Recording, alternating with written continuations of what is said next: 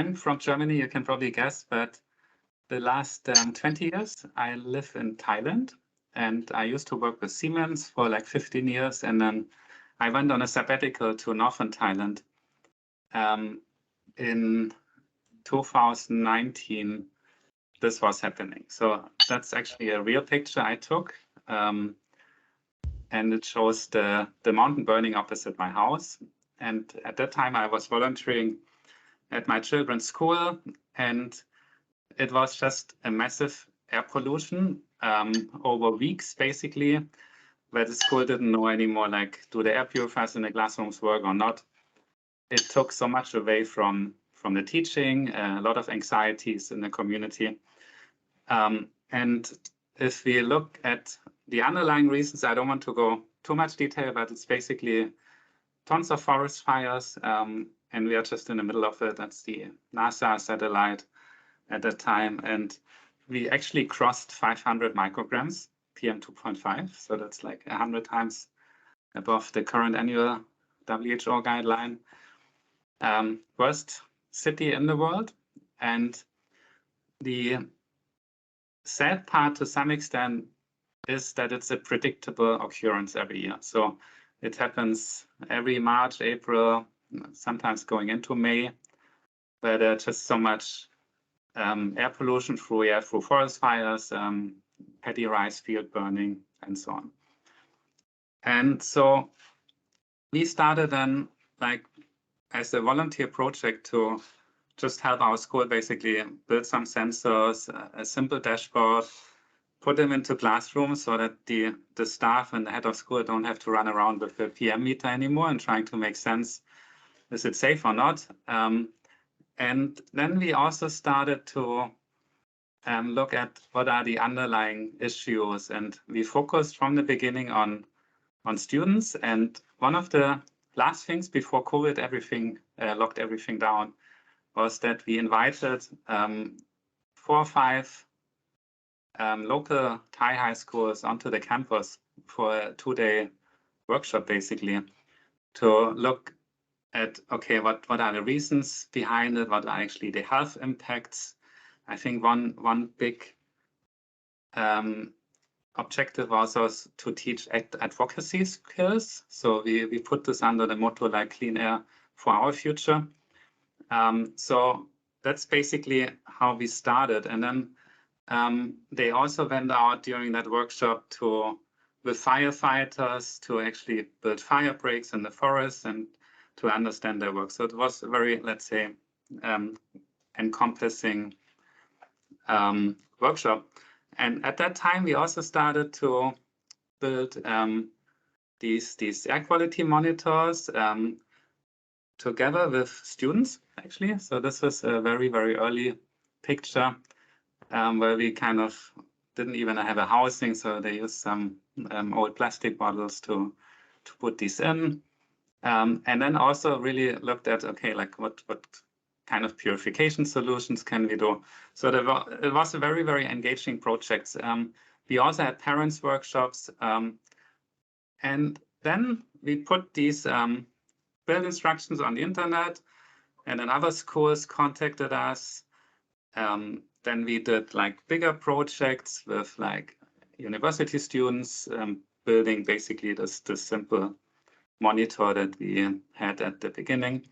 This was a workshop with the National Astronomical Research Institute in Thailand.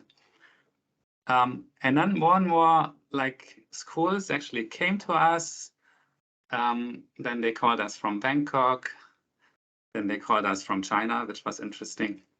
And a whole kind of community of makers also kind of came into existence. So they took like this kind of PCB that we designed and then build things around it. Like, for example, for a kindergarten, they just put a small colorful LED connected to the dashboard to see, like, you know, if it's green, okay, you don't need to wear a mask. If it's red or whatever, and you want to play outside. And then obviously with COVID, the whole CO2 issue came up. So there was an easy adaptations to make like a CO2 traffic light. And then also like people became creative with these displays. So this was from the international school in Bangkok, for example. They just designed different casings in their design class, and so on. So that's another picture of the PM picture, CO2 traffic light. So fast forward a couple of months later, like it was kind of decision time for me. Should I go back into my old job or should I continue this? And it was just very clear where the passion and lays, and where I felt, okay, this is actually where we can have a much bigger impact than in my previous job. So we actually founded AirGradient a couple of months after we actually started. So we didn't start with a business plan and an idea, okay, let's make a lot of money. No, we just started with this huge issue of air pollution and how we can actually fight this. So then we went down and said, okay, like we need to really design these things professionally. So we means like my co-founder and I. And we focused first on indoor air quality. And it took us like 1.5 years to come up with this monitor, which we actually now in the 9th iteration already, which measures like the typical indoor pollutants, PM, CO2, temperature, humidity, chemicals, so it's total volatile organic components, NOx. So we went through all the certifications that are needed. And this monitor is now open hardware, so and I will focus on that in a second. But before that, we already had, because we wanted from the start to work really sustainable,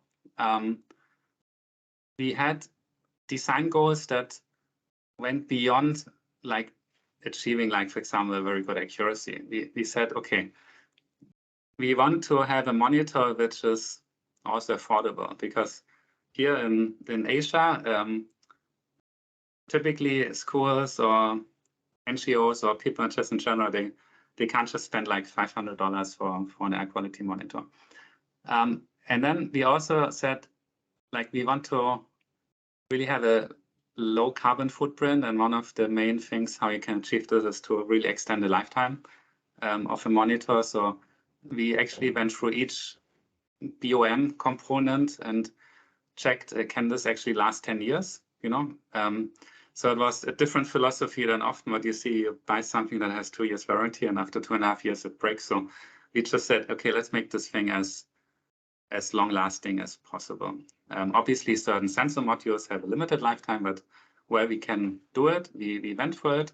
And then also just to keep the whole design very simple. You know, like sometimes you can make use of, I mentioned it here at the last point, natural convection. The air flows from, you know, from cold to hot and from bottom to the top.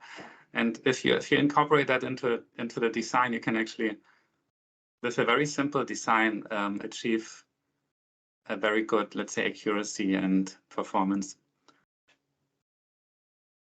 I don't want to go into too much in sensor modules today, but we use very typical sensor modules. I think in Europe, the plant house, not that common, but it's common in Asia, and I think in the US with the purple air, for example. NDIR, I think, is something given if you want to have a good CO2 value, and then we use the Sensirion sensor for the other things. I think what's really makes it different is the open hardware approach. No? So this means like we have everything on our website. You don't even have to sign up or anything. So you can go to our website and you can, obviously you have the firmware code. That's pretty simple. But then you can also download the KiCad file. That means the one that the PCB is done. That includes all the components, the schematics. And then we actually have also a version of the enclosure as a CAD drawing on the website, even actually optimized for 3D printing, because we use a plastic injection molded design, which is more complicated and has certain elements that are more difficult to 3D print. So it's really made to be very, very accessible for the people, and just enabling everybody just going to our website and build this whole thing without actually buying anything from us. Having said this, we also offer it as a kit. so all components together, as well as a ready-made product which goes through our testing chamber, gets a test report, and so we offer like for everybody something. If people just want to use our design, fine, there's everything there. Click on the blue button. If you want a kit, there's an orange one, and then a fully assembled unit. So we try to really have something for, yeah, different, like sizes of your money box, or different people maybe needed something quickly, or some people actually want to build something. Going to the outdoor monitor, this is something that we launched in the middle of last year. And here we have a focus on like PM, but we actually now also rolling out a version with CO2. We have very good tests with measuring CO2 outdoors, which is quite interesting if we want to look also at climate change-based emissions. And this unit is also open hardware, the same license. Yeah, maybe something about the license. So both, I mean, everything we have is CC BY SA. And this means actually that we allow commercial use. So even a company could go use our designs, make it themselves, sell it if they want. The only thing they can't use, obviously, is our name. But what's important is the share alike. This means they have to attribute where the design is coming from. And one of the reasons why we did this was to really also acknowledge the work from our community. So we have a very big community that actually helps us designing these monitors. So we want to make sure that they also get recognized. What we're working on at the moment is a cellular version. That's because outside often the Wi-Fi is an issue to make sure we can connect this. This monitor also, like one focus was really from the start to have something for the global south. So that if you look at air quality maps all around the world, the richest country have the highest number of monitors, and the poorest one with the highest air pollution actually have the lowest number. So we want to try and create something that helps these countries to better monitor, basically, or have a higher dense network of monitors. What's important also, it's not a reference instrument, obviously. So the focus is really on avoiding air pollution related health risks, and then have the base for like decreasing air pollution levels just by creating more awareness. Same approach like the indoor one, so you can go to the website, get all the build instructions, or get it as a kit, or buy it. And another really important aspect of the open hardware approach is that it actually allows local capacity development. And this can be actually as part of citizen science, obviously, that you engage citizens and they build the monitors, they might even adjust them if certain, just maybe certain mounting options or whatever's there. And for like if we think about like on a global scale, I think it's really important that we transfer the knowledge that we have on air quality monitoring and air quality monitor design into the countries that need it most. And this is something where, for example, a local actor, let's say we talk to a lot of organizations, for example, in Africa, they can take a trusted design, and Anika will later talk a little bit more about like how we make sure that we can actually trust this monitor. And then first assemble it with their local community, maybe do certain adjustments. For example, in Africa, often the power grid is an issue, so they could, for example, add a solar cell on top, and then actually enable them to, for example, even sell the monitors with a profit for their local NGO. No? So this is something that we feel very strongly about, and I'm talking to a lot of organizations at the moment to really try and make this happen. From just a potential value chain. I put on the right-hand side what typically low cost and low in quotation marks monitors actually cost. Some people now call them small monitors because the question is what is low cost, what is not low cost.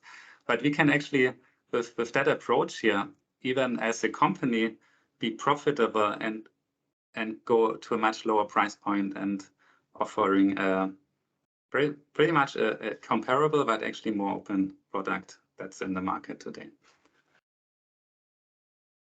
What we also have is an open source map application that we just started to develop. It's very, very early.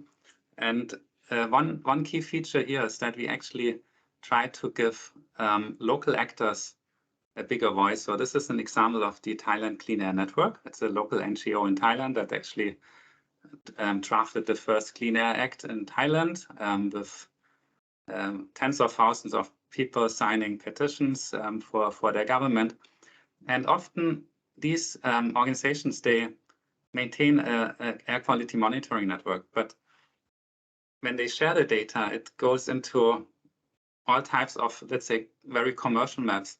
And they have very, very little attribution. So what we try to do with this map application to really give them a big platform to basically talk about their cause, their mission, having links to their websites and so on. What we also do is we share our data with OpenAQ by default. So as soon as you basically set a monitor that's running through our platform as public, because obviously you can change the source code and send the data anywhere you want. But if you send it to our platform, we by default have a partnership with OpenAQ. We share the data with them. And then it pops up on their card. Here's just like basically how you do this. So we also have a dashboard. A little bit about projects and coverage and performance. So we started with a school. So schools are still a very big part of our projects. A very big deployment is the International School of Bangkok. I mentioned them earlier. And it's a mix basically of like monitors that they get from us, monitors that the students build themselves, certain really very, very DIY things they do with their 3D printer, and all coming actually together into a campus-wide air quality monitoring system. So it gives the students a great sense of ownership to build something useful and then put it into their own classroom, maintain it, and see the data. We also work, I think Sarah West was in one of the previous meetings, if I'm not wrong, with the SEMI study, which is the biggest study on classroom air quality in the world. So we deliver actually 2,000 monitors for that project. And they do a great job in creating actually their own dashboard with activities for students to create awareness around air quality. There's an, I think, quite nice YouTube video from the BBC. So just last week, we got 3 awards from the Air Paris Air Lab Microsensor Challenge. Some of you might know. And I'm really happy to see that actually an open hardware monitor can be a winner in a competition. And maybe we win because we are open hardware. So we hope that this gives us a lot more visibility and also I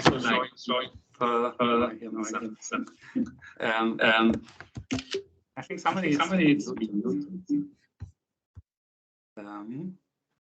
thank you. So it gives a lot more visibility than to, let's say, to this open approach, and hopefully more and more companies will follow, because I think at the moment, at least on a global scale, I think we are the only air quality manufacturer that's open sourced all their designs.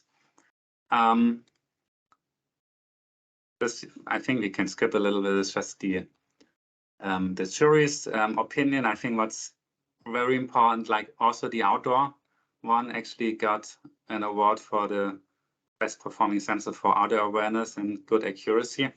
So it's really like, I think, showing how good it could work for like citizen science projects, for example. So what's the next step? So at the moment we have around 10,000 AirGradients all around the world deployed. But what you see here is actually there's one area where we actually fail in a way that at the moment most of our customers are from the developing world, where we actually have already a very good network. So we are really trying to get more coverage in that areas in Asia, in Africa, where the coverage is still very, very low. And to wrap up before I hand over to Anika, or we can have some questions in between, is basically we actually have a manifesto which is not very typical for, I think, for a commercial company. And it really reflects, I think, our mission, our thinking, that I think the most important thing, and which summarizes, I think, my presentation here, is that we want to make an impact. And we try to design products and build networks to maximize impact. Yeah, that's my part. I'm not sure if there are a few questions, especially on that, then I could answer them. Otherwise, we would just continue with Anika. I cannot see the chat or anything. Somebody has to let me know. Anybody questions? You can speak up. Anybody questions?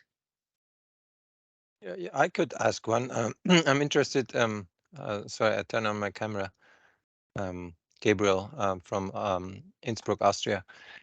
You said you emphasized the long-term being an important thing, 10 years and more.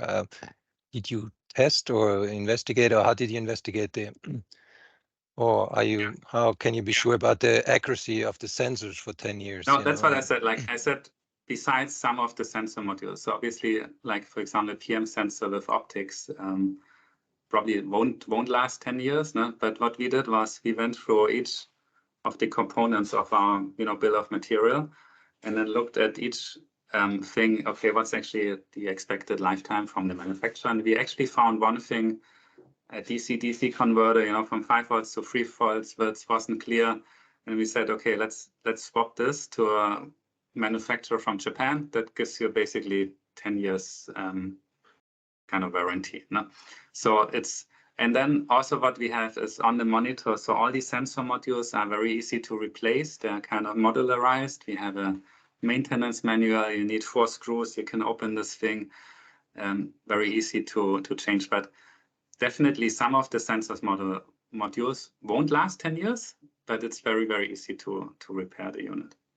Okay. And the CO2 sensor, I assume it has some automatic calibration mechanism, Exactly. but do you also give guidelines or something? If that's, for some circumstances, those algorithms often don't work as they should. Do you have guidelines or tutorials or something how to deal with that?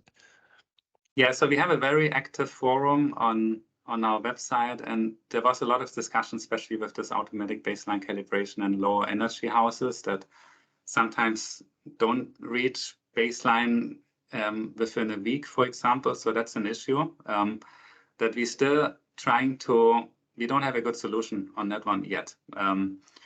But it's something that we experiment, and I think Anika can talk a little bit later on from the scientific side, what activities we do to improve the performance and also understand it in comparison to like reference stations. But this thing is definitely like, if you have a good tip, then let me know later maybe with this automatic, because we had a lot of discussions in the forum, and we, switching it off is also not ideal. You have a drift. Yeah, we don't really have a good answer for that at the moment, I would say.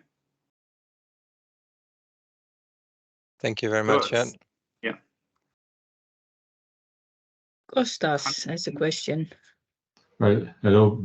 Very nice to hear the presentation. I'm Kostas Karadzias from the Aristotle University of Thessaloniki. I suppose that Anika will have quite a lot of interesting information to add. So I will skip, let's say, the long questions for the second phase, but nevertheless, issues like calibration, power autonomy, especially in communities where you are interested in making installations, issues like intercomparison with reference instruments indoors and outdoors. I think it will be of great interest, and if Anika has them already, so it will be a pleasure. In any case, let's discuss them later on. And I must say that I also like the option of having carbon dioxide. I see this not only as a way to address climate change, but also in relationship to climate change, invasive species spreading, pollen burden changes on a local scale. So it opens up quite a lot of discussion. So I'm looking forward to the second phase. Great, thank you. So we are working actually on more autonomous units with solar cells and cellular. Solar is actually tricky because based on your battery charge, you have to adjust your measurement frequency, which then could impact your accuracy. So once you start thinking it through, things aren't that straightforward, but it's something that we have on the roadmap. Good, I think.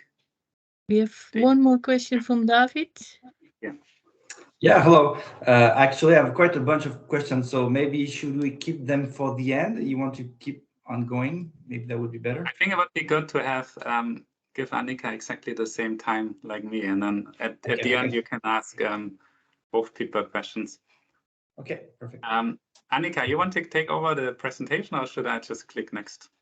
No, I can share my screen. Maybe that's easier. Okay, good, perfect. Then I'll stop here.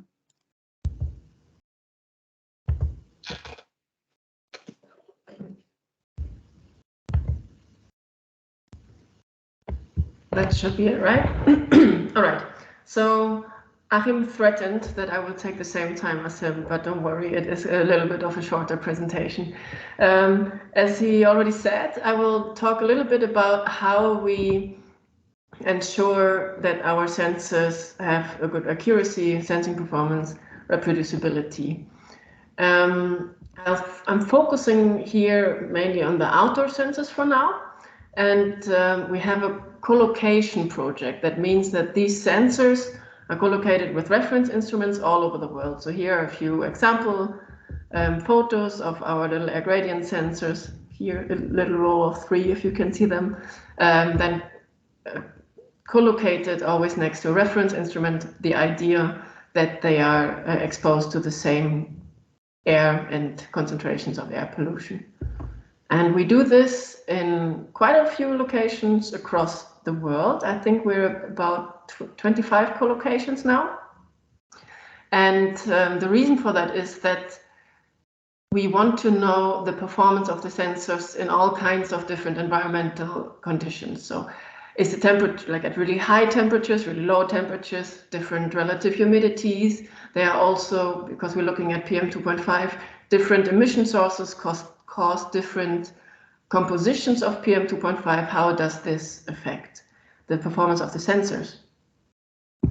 And we have a great research consortium which supports us in this. So it's a mix of universities, governmental institutions, NGOs, environmental justice institutions, also citizen science projects, and they, or like most of them in the context of this co-location project, provide their reference instruments, and we send them over a few of our sensors to co-locate them, and then we compare the two. But also, like, they don't only provide data, they also provide expertise and input. So we present our results from time to time and to this consortium, and then they can give advice on how to go on, or what they would do next, or what kind of models they would use, and so on. So I can already show you a few first results. The whole project is still ongoing. We're still collecting data, and we're also in the process of managing the data and cleaning the data. So this is just a little sneak preview, I would say.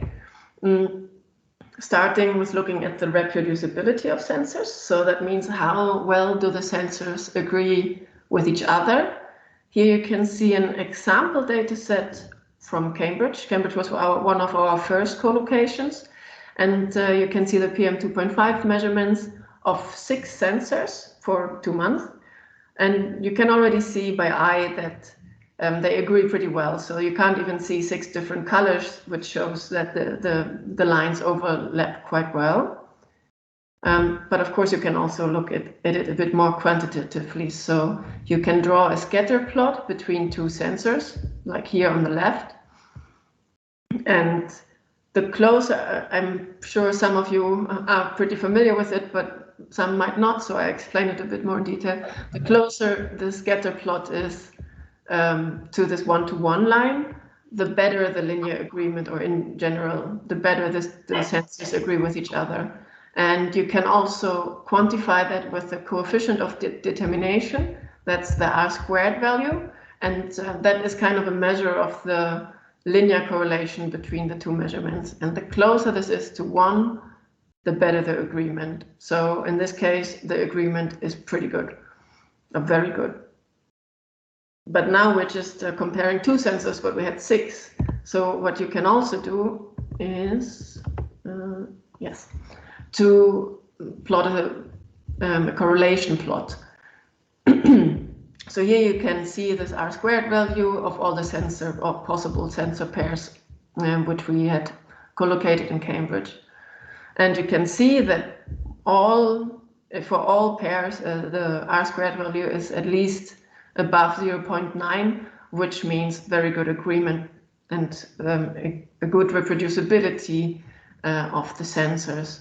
To simplify that a bit, you can create an average, excluding the 1 values, of course. So the average R² value would be 0.94 here. And we've also started doing that for other locations. So we have Thailand, London, Canada, South Africa. And you can see, for example, I show now the temperatures, that you have very different environmental conditions there. But you can see that this doesn't affect the reproducibility of the sensors, or it doesn't seem to affect the reproducibility of the sensors. This table needs to be extended with our other locations, but so far it looks pretty good. Next question is, how well do they agree with the reference instrument? That's actually at least equally interesting. So again, a plot of the same time period in Cambridge, but now in black the AirGradient monitor and in red the reference. And you can already see by eye these lines don't perfectly overlap anymore. And if you look at the scattering plot, you can also see that we do still have a linear relationship. So we still see can plot a line in between here. And that's why we also still get an R², which is relatively close to 1, but not so perfectly close to 1 anymore.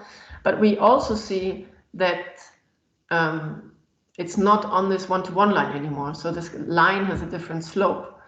And that is because there is a systematic disagreement between the reference and the monitor. And such a systematic disagreement can be corrected for by calibrating the sensors. So if we perform a linear regression of these points, we will get a scaling factor and an intercept, which we can use to calibrate these sensors.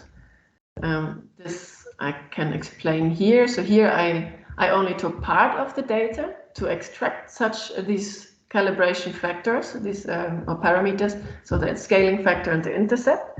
And I have applied these parameters extracted from the training period to the entire period. And now you can see already by eye that sensor and reference agree much better with each other. And again, if we now look at a scatter plot, you can see, so this was the raw data, which I showed in the beginning, and then the calibrated data, you see that it's now much closer to the one-to-one line.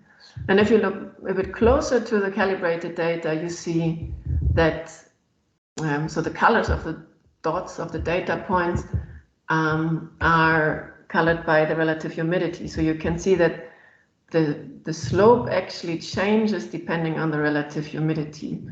So what I've also done is a kind of a relative humidity specific calibration, which again increases the performance of the sensor. So we get even a higher linear relationship between sensor and reference, which means that the performance or the accuracy is even better. I have spared you with explaining how I did this relative humidity calibration, but if you're interested, I can do that. Like I have a slide later if you're interested in the details. And I think that was all from my sneak preview. There's just one more thing I want to mention, and this is our air quality forum. So I've already talked about our fantastic research consortium, and we don't want to be the only people who keep talking there and showing our results, but we also want to hear more about our collaborators and their projects. So we've started this air quality forum where our collaborators can present their projects. And the first session will be on December the 13th. And here you can already see, so we will have speakers from Columbia University, the University of Chicago, and FHI 360, which is an NGO, I think, like an air quality organization, which also acts worldwide. Yes, exactly. And really looking forward to these talks, and I would like to cordially invite you to join as well. The official calendar invite isn't out yet because I'm still waiting for one title here. But as soon as it's there, I will send it to Hester, and I hope maybe she can send it on, forward it to you. Okay, that's from my side. Okay. I see a quick hand from Kostas. Well, again, thank you very much for this very interesting information. You have, let's say, tackled upon very many interesting things. So it's one thing that I realize is something that one expects, an overestimation in comparison to reference. This is something that we know. We know that plant tower has some beams that are, some of them are more sensitive, and some others not. So we know that plant tower operates in an optimum way in bins corresponding to sizes up to 2.5, and that hydroscopicity plays a role. So I would wait for the presentations of your collaborators, because you are referring to a period May, June in Cambridge, specific meteorological, meaning temperature and humidity conditions. What would be of great interest is to have a whole year in an area like in the Mediterranean, for example. I have our city in mind, like Thessaloniki, because you can have very dry and hot summers and very, very humid winters. So they pose a very big challenge to these types of systems. And I wanted to ask you whether you have evaluated. So this is one question. The second question is whether you are you have any information on the relative expanded uncertainty. I know that you know that there is this standard, an ISO standard, not for particles but for gaseous pollutants, that has been around from December 2021, actually helping in classifying low-cost sensors into various categories in accordance to the data quality objectives of the European Environment Agency, of the European legislation. There is a working group in JRC working on a similar standard, and it looks like the relative expanded uncertainty, at least in gaseous pollutants, is a criterion. Have you calculated this uncertainty in your measurements? Because for the ISO of gases, this is the main criterion for the performance evaluation. It won't be most probably for particles because it's a different story. The physics are different in particles. But do you have a comment on this? So that's the second part. The third has to do with the calibration, but we can discuss it offline. It will be a very long discussion anyway. But we are working on machine learning powered calibration that can solve this type of problems, just to tell you on this. Okay, let's start with the two questions, because otherwise I will already forget the first one. And now what happened? I forgot the first one. No, so you were first talking about the coverage of different environmental conditions also through the seasons. And I forgot to mention this, but we aim for at least 1 year of kind of co-location where we can, like not all locations allow that for, but we want to see the seasonal changes for sure. And yeah, Cambridge, of course, was just like a sneak preview of our first data set, which we already analyzed. But you're right that this will be really interesting in all of the other locations. And if you are interested, we could also send you 1 or 2 or 3 sensors if you have a reference instrument to cover the Mediterranean climate. We have some kind of also Mediterranean climate in like Northern California. They have Mediterranean climate. I wasn't aware of this, but it would be super cool to also get something of Southern Europe. If you or anyone else here is interested in supporting us there or help, or providing reference instrument, we would be really happy to have you on board. And then the second question you asked was about the relative expanded uncertainty. And to be fully honest, I don't know what you mean with that. Like, can you please explain it in a few sentences? There is a technical document dated 2011 or 12 by Spinelle et al., published by JRC, where they mention the way that the relative expanded uncertainty should be calculated, because it's a criterion to categorize measurement as a reference instrument or equivalent or how do they call it, objective estimation. So there are 3 classes, let's say, yes, according to the data quality objectives of the of the framework directive, and the criterion to be within one of those classes is the uncertainty.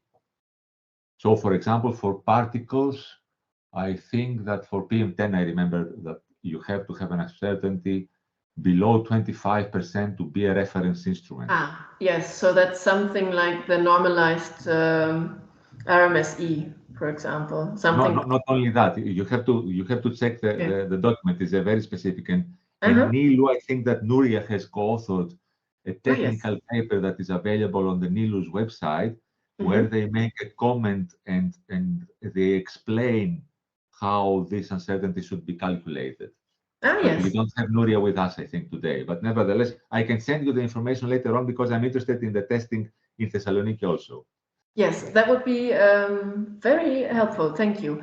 What we have looked so far at is there are the guidelines from the US Environmental Protection Agency on how to evaluate the performance of sensors. So this is what we have been orientating on it so far. But this would be really useful. Thank you, Kostas. That would be great. Okay, I see David. Is that still a hand from before? Yes. Okay, then Lucas is the next one. Yeah, hello. Hi, Anika. I'm Lucas from Sensor Community, and we have a network of 13,000 stations. And therefore, my question would be, what you presented with this 25 different locations where you have co-locations, that has been in different continents and countries. So the measurements on top of what other devices you place on, like the other devices, are they always the same, 25 times the same? Because then otherwise I would ask myself, like, what are you comparing it to? Are you comparing it always to the same device, or is there, you're comparing them at different locations to different comparable devices? That would be a question.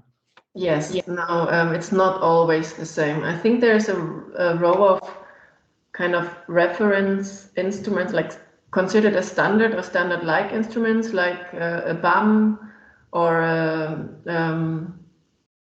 what do they have in Cambridge? I forgot the name. I think it's the Pallas feeders. Pallas, exactly, Pallas feeders.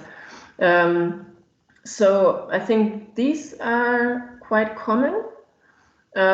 We have we have a little questionnaire for every co-location, so we ask this information, and most of them have some kind of standard or standard-like instruments. In a few locations, we also just have, actually it's just one location, I think, like a comparison with similar low-cost instruments, like I think a TSI Blue Sky or something like that. Just because it's a special location and we're interested anyway. But you're right, and this also has to be considered when we do this data analysis, that there might be differences in how the reference instruments work. And that also needs to be looked at when we look at the data, yeah. Because the amount of your sensors, you also mentioned several numbers. The picture you showed from Africa has been 6 locations. You offered to Konstantinos 1, 2, or 3. So I'm guessing that at this 25 locations, also the amount of your stations is in variation, right? It's not always the equal amount of stations, so that there is also another factor of potential variable that is differentiating site from site. And then the last question is it like, should such an analysis not be done always by a third entity instead of like your own company? Let me first just comment on the amount of sensors or the number of sensors we collocate everywhere. We're aiming for at least having 2 or 3 sensors everywhere, but some locations just it's not possible. So some say they only have space for 1 or so. That's why. But the aim is to have at least 2 or 3. Basically, the people who are accommodating the sensors can decide what is best for them. And should that be by a third entity instead of us? Well, sure, I'm happy not to do it. I mean, that's... Maybe let me add a few things there, Anika. Yeah. So first, I mean, all the data is open, all the algorithms is open. We give access to all our scripts that we use for the analysis. We also actually taking part in AfriSat, which is an independent sensor testing in Africa, similar to the AQ spec that people might be familiar here. So there's nothing going on, let's say, behind closed doors, and all the participants can actually get access to all the data as well and then run their own analysis. So it's really about the resources. I mean, we actually nearly have like a full-time person now just doing data cleaning. So if anybody here wants to support us, I'm super happy sharing all the data and drawing on that support. So why we do it ourselves is the main reason is that so far there hardly anybody doing that thing. So we would actually be happy to participate in an independent evaluation on that scale, but I'm not aware of anything like that. Oh, maybe for purpose of definition, there is very important to mention the differences. Like when we talk about sensor device, it is just a pure device itself. So let me say what you can order from a Sensirion, from the Plant Tower, or from Nova, that is a device. But when you talk about sensor kit, that is like a measurement station that includes the electronics, right, and the input outlet.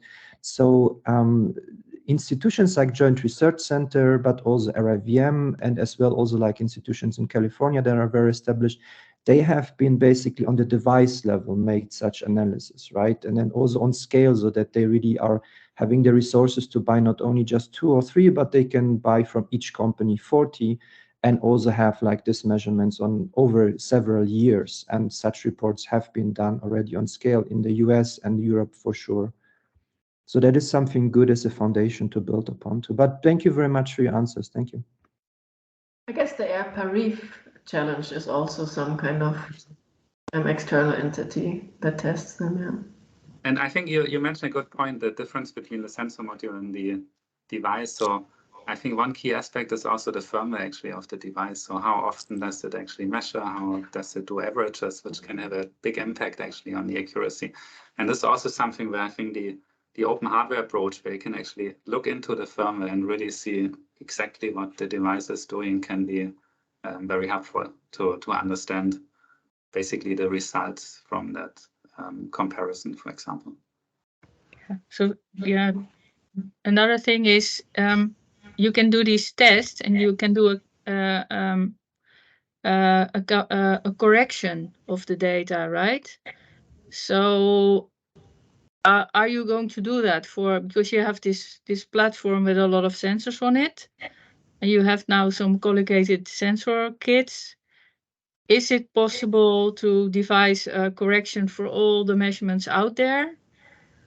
Or because we do something similar to that in the Netherlands, right? So we have the official measurement stations in the Netherlands. We have some collocated sensor kits, and from that we sort of calculate a gradient between these official measurement stations to know what the correction should be for the sensors in between, if you understand what I mean. So that is kind of an application of what you devise. So is that something that you are planning to do, or the next step? Yes, that is kind of the overarching ideal goal. Like ideally, we have in the end a calibration algorithm which doesn't require collocation with a reference anymore. So, I mean, I can't promise it yet, it's too early for that, but in a dream world or ideal world, we managed to, find calibration parameters based on the environmental conditions, based on temperature, humidity, based on the kind of particle composition or area of the country or world, and kind of publish that so people can apply it, and potentially also, but Achim, you need to tell me if that's possible, if we can do it kind of post-processingly in our dashboard. So if the sensors that are already out, if we can calibrate them now, can we do that? Yeah. Well, Can we apply that? Yeah, we can. And we can already apply compensations algorithms very dynamically, even on a specific monitor, on a certain region. But it's really work in progress. I think that's the key thing. Like it really depends on what can we see from the data, what makes sense. Can we have different stages of algorithms?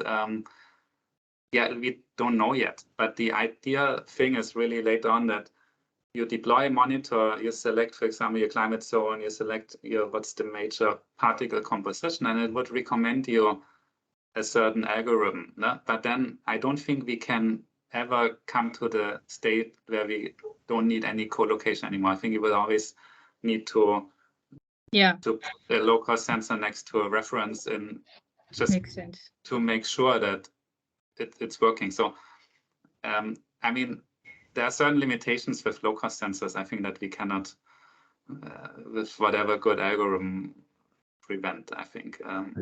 I guess we should go to a question of Daniel, because we have been ignoring him and he's waiting for a long time now. Can I comment on this just very briefly? Actually, the answer is yes, it can be done. Collocate a small number on an existing network and learn a global function that can calibrate everything.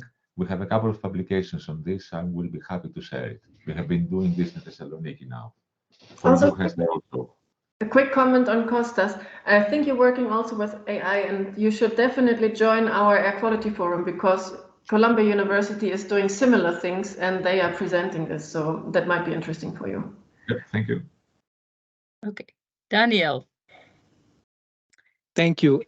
Two questions. First, how many years AirGradient have of development in the web page, in the sensor? Because at this time, I think maybe AirGradient is one of the best examples and alternatives for Purple Air.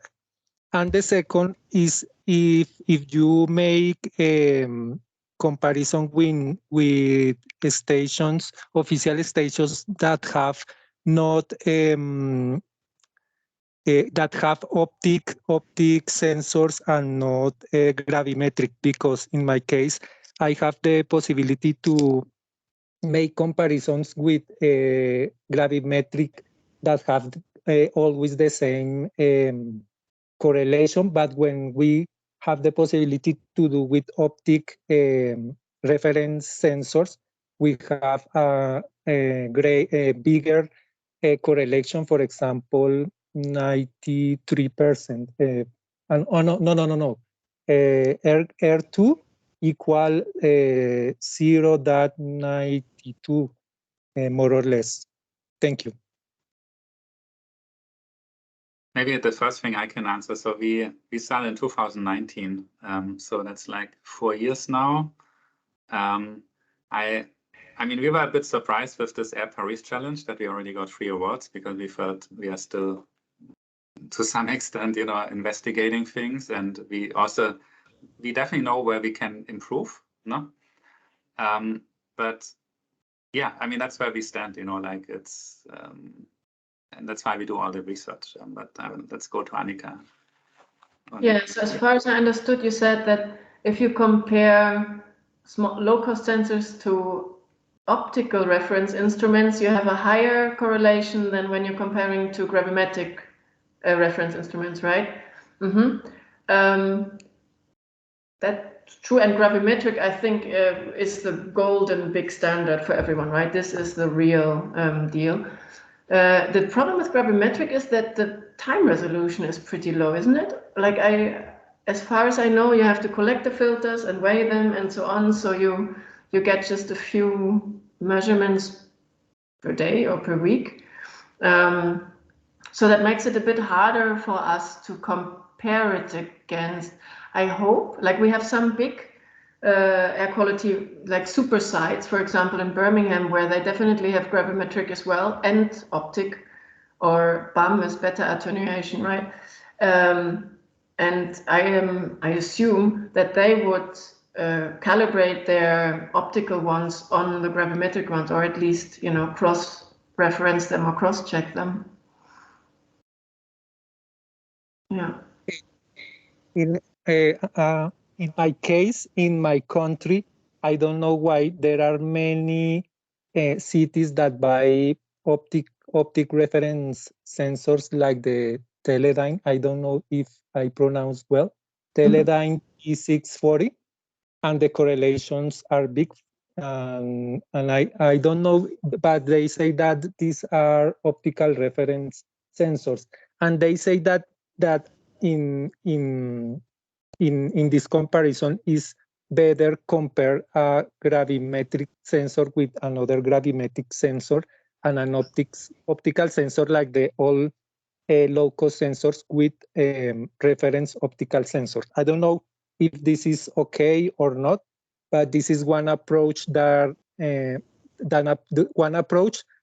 start, and I think that is a good option, and I don't know if there are many other options with better instruments, but the opticals now are more popular than, I don't know, maybe 6 years ago. Yeah. I think it's interesting to look at comparison also, like between optical and optical, but also optical and gravimetric, to see the differences, because I mean, if you use an optical reference, you have the same caveats which the optical low-cost sensors have. So yes, they will agree better, but that might not always be a good sign. But I currently don't have in mind if we have any gravimetric methods, but we have BAMs, which is not optical. So yeah, in any case, it's a good point to keep that in mind when we do our an analysis and kind of group them by reference instrument as well. Okay, Thank you. Lucas' turn.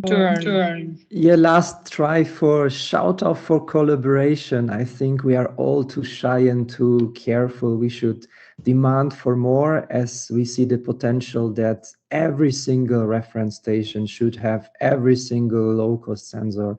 And this should be the base for the foundation of data that all of this air quality ministries and institute collectively work together. And currently regarding air low quality, it is being done already in the working group number 6 at fair mode, right? But this has to be, it has to be increased in scope, in scale, but also in systematics. And it's all on us to ask and demand for collaboration, but also start on our level. We are agnostic regarding the devices. We support the Novas, the Zenzerions, the Plant Towers, right? And we are doing co-location and in so many places, and you do it as a company, and then we have the ministries. And we should not be shy and ask for 12 here, 10 there. Let's do it on scale, because you have 10,000, we have 13,000, and we have all the collective knowledge of the ministries already in the sessions. So let's unite, and yeah, let's do it big, and good quality meets demand good, but also a lot of better data. Thank you. That's really a great idea. Yeah. I guess that is a great last comment to end the meeting, and we are already over 4, so officially we are closing now. But if anybody still has one more question, it can be done. I see Daniel waving. If you like, I think that maybe if it is possible, we can share our results, because in my case, I made this test in Bogota, Colombia, and in Lima, Peru, and maybe probably there are no other reference in these countries, and maybe this will be a good start point to share our, if it's possible. I don't know if in many cases it's possible, but in my case, all the data are open. I publish it in RPUPS, and I have a link for that. And probably it's better that share between us and not in between university that maybe close the data. Thank you. Yes. Daniel, if you're interested, you could also join one of our air quality forum sessions. So you could present your work to this consortium, which I was talking about. And anyone actually of you is welcome to join them. So you can also just let me know, and I'll organize it. And also, Danielle, I'm not sure if I understood right, or I mean, also it would be really interesting to have a co-location in Bogota or Lima. So maybe that could also be something, if you're willing, we could also set up something like that and send you some sensors. Okay, thank you. Great. Well, thank you very much for this great talk, and everybody else for the lively discussion. I guess there's many more things we could talk about, because yeah, apart from the quality of the data, I would be really interested in knowing how the global south could be conquered with these sensors. But perhaps we should have another meeting on that one of these days. So for now, I'd like to thank you all very much, and hope to see you next year again in the ECSA working group.